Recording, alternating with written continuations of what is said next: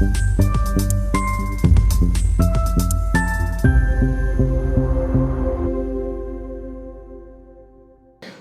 मित्रांनो, रामचंद्र कहे गए सिया से, ऐसा कलियुग आएगा, हंस चुनेगा दाना दुनका, कौवा मोती खाएगा.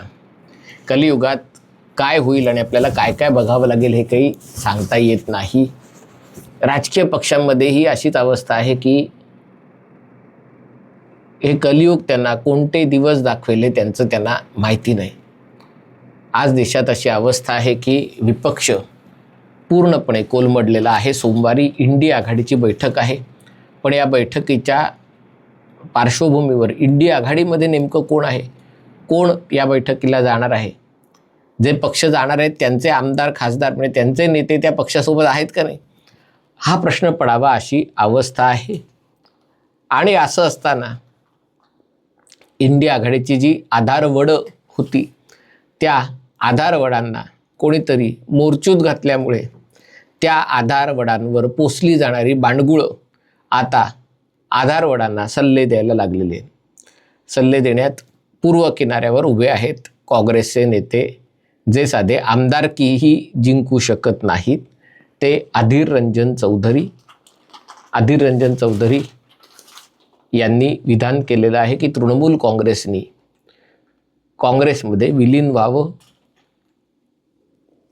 याचं कारण म्हणजे तृणमूल काँग्रेसला कोणतीही विचारधारा नाही आहे. ममता बॅनर्जींना सत्ता मिळवण्यासाठी, स्वतःच्या हातात पक्षाचं नेतृत्व राखण्यासाठी जेव्हा त्यांचे पक्षाच्या केंद्रीय सोबत मतभेद झाले तेव्हा त्यांनी हा पक्ष काढला. अन्यथा पक्षाला स्वतःचं काही अस्तित्व नाही आहे, काही अर्थ नाही आहे.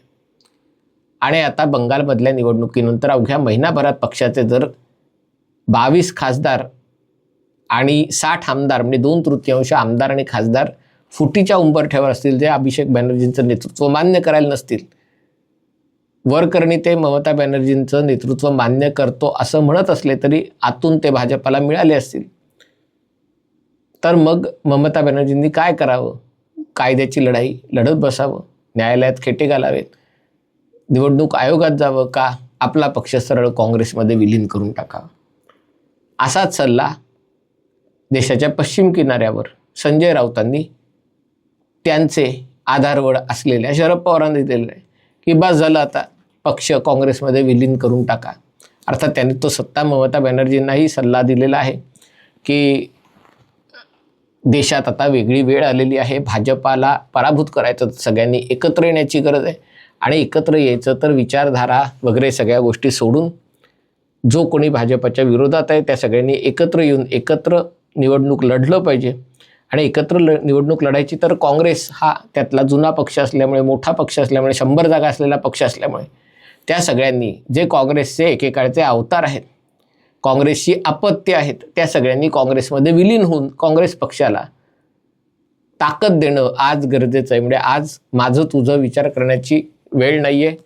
जसं चले जाओमध्ये महात्मा गांधींनी सांगितलं, जो तो आपला नेता, तसं आता या सगळ्यांनी एकत्र येऊन काँग्रेसला ताकद देऊन काँग्रेसच्या माध्यमातून मोदी सरकारचा किंवा भाजपाचा पराभव करण्याची गरज आहे.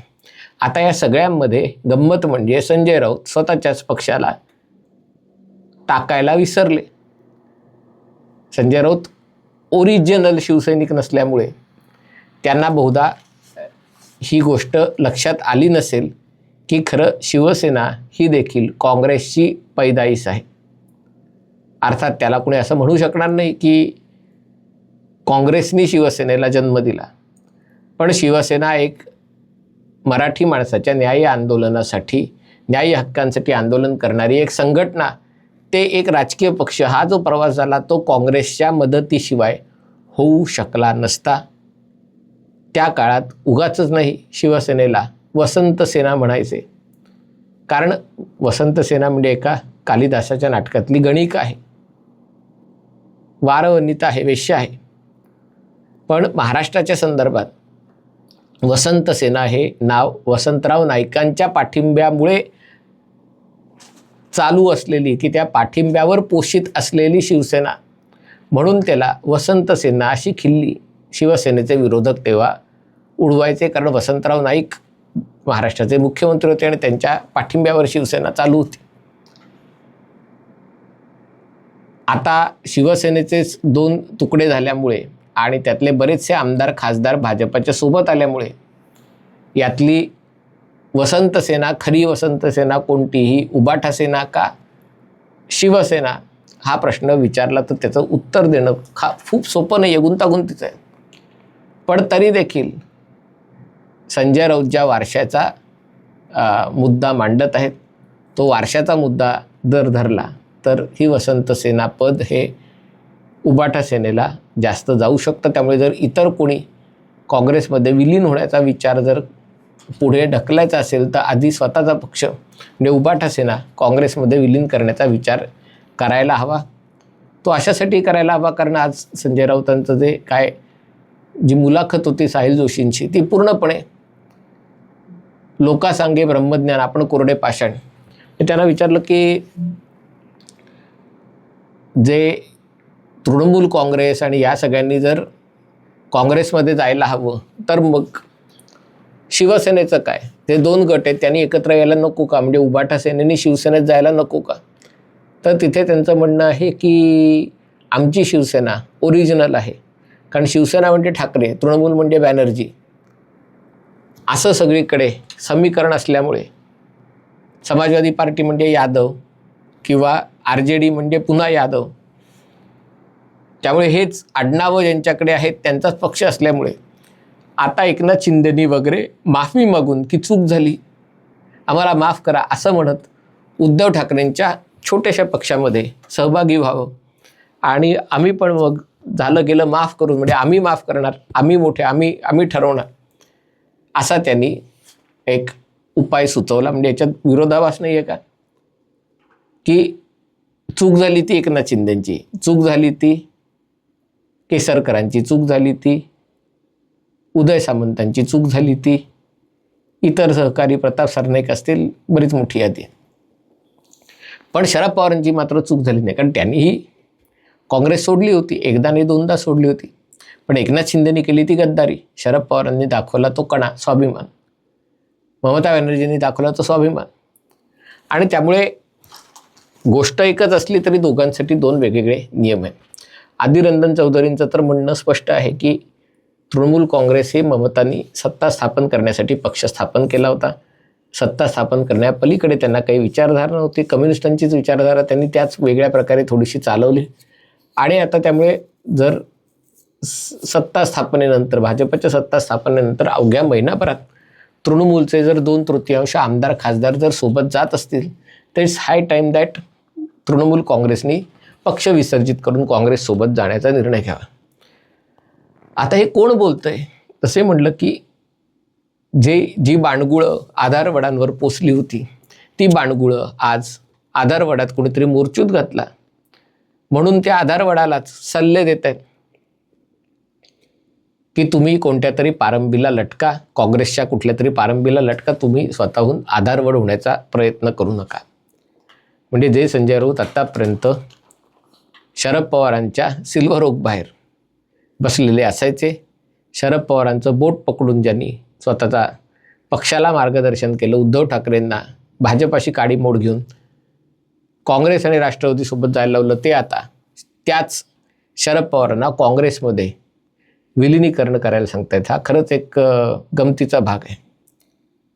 आदिर रंजन चौधरी यांची अशीच अवस्था आहे. आदिर रंजन चौधरी देशातल्या सगळ्यात जास्त मुस्लिम लोकसंख्या असलेल्या भागातनं निवडून येत होते. पण जेव्हा 2021 साली भाजपाविरुद्ध तृणमूल काँग्रेस अशी कडवी लढत झाली तेव्हा त्याच्यात सगळ्यात जास्त फटका बसला तर आदिर रंजन चौधरींना बसला. कारण मुसलमानांनी एक गठ्ठा तृणमूलला मतदान केलं. तृणमूलला मतदान केलं कारण मुसलमानांनी भाजपाला हरवायला मतदान केलं. आदिर रंजन चौधरी तिथे कधीही लोकप्रिय वगैरे नव्हते, पण निवडून येत होते. आणि आता त्यांचे स्वतःचे निवडून येण्याचे वांदे झालेले आहेत, कारण बंगालमध्ये भाजपा विरुद्ध तृणमूल अशी सरळ लढत आहे. आता तृणमूलच्या लोकांना अजूनही वाटतं की आपल्याला फक्त 30 लाख मतं कमी मिळालेले आहेत, भाजपा काही फार पुढे नाही आहे.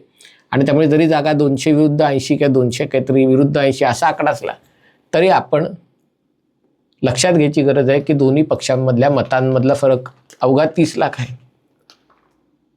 अर्थात या चर्चेने प्रश्न सुटणार आहे का तर नाही. इंडिया आघाडीला एकत्र यायला नेमकं काय करायला पाहिजे. कारण कम्युनिस्ट आणि काँग्रेस हे दोघं केरळमध्ये एकमेकांच्या विरोधात लढतात. तिथे ते एकत्र येऊ शकत नाहीत भाजपाला हरवायला म्हणून, कारण भाजपा छोटा आहे. तामिळनाडूमध्ये काँग्रेसने बघितलं कशाप्रकारे DMKच्या विचारधारेवर आधारित युती होती, त्यांना सोडचिठ्ठी देऊन TVK बरोबर जायचा निर्णय घेतला, त्यांनाही काही वाटलं नाही. आणि त्यामुळे राजकारणात जर सगळ्या गोष्टी एवढ्या सोयीनुसार असतील तर त्या राजकारणाला काही असं नाही आहे की कुठली विचारधारा कायम राहणार आहे. पण आज परिस्थिती अशी आहे की विरोधी पक्षांना पुढच्या निवडणुकांपर्यंत टिकून राहणं देखील अवघड आहे.